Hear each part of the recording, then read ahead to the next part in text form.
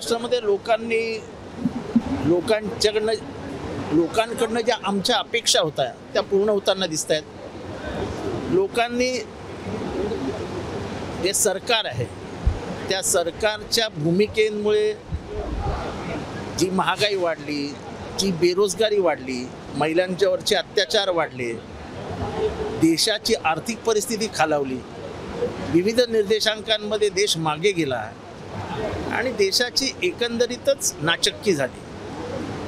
देशभरात त्याच्या विरुद्ध वातावरण होतं।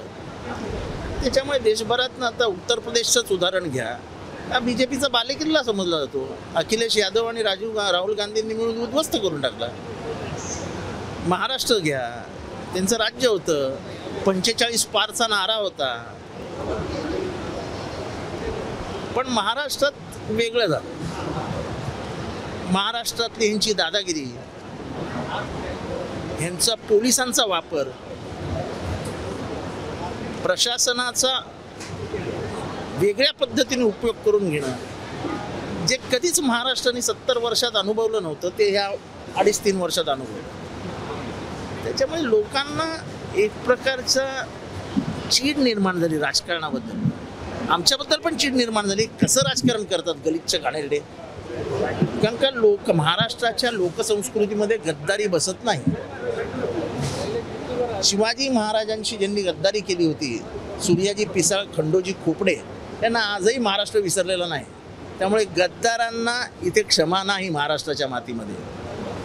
ही माती नेहमी निष्ठेची माती आहे।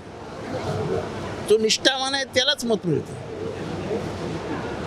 आणि त्यामुळे महाराष्ट्रामध्ये 30 देशामध्ये नरेंद्र मोदी 240,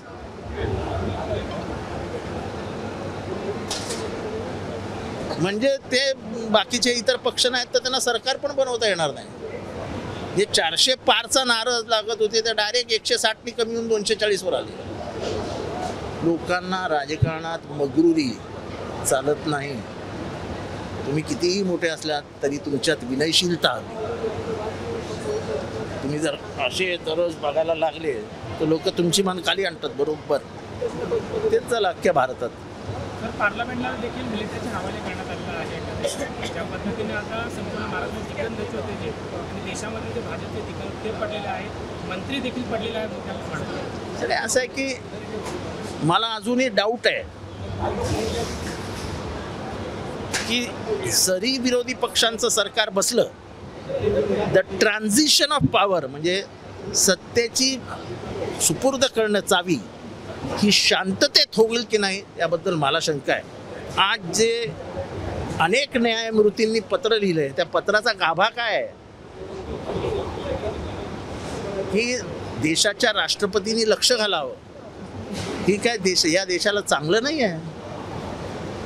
या देशामध्ये अनेक पंतप्रधान होऊन गेले जे हारले, ते पण ताकदवान होते, पण सत्ता सुपूर्द करताना त्यांनी कधीही असा वाईट वेगळा विचार नाही केला।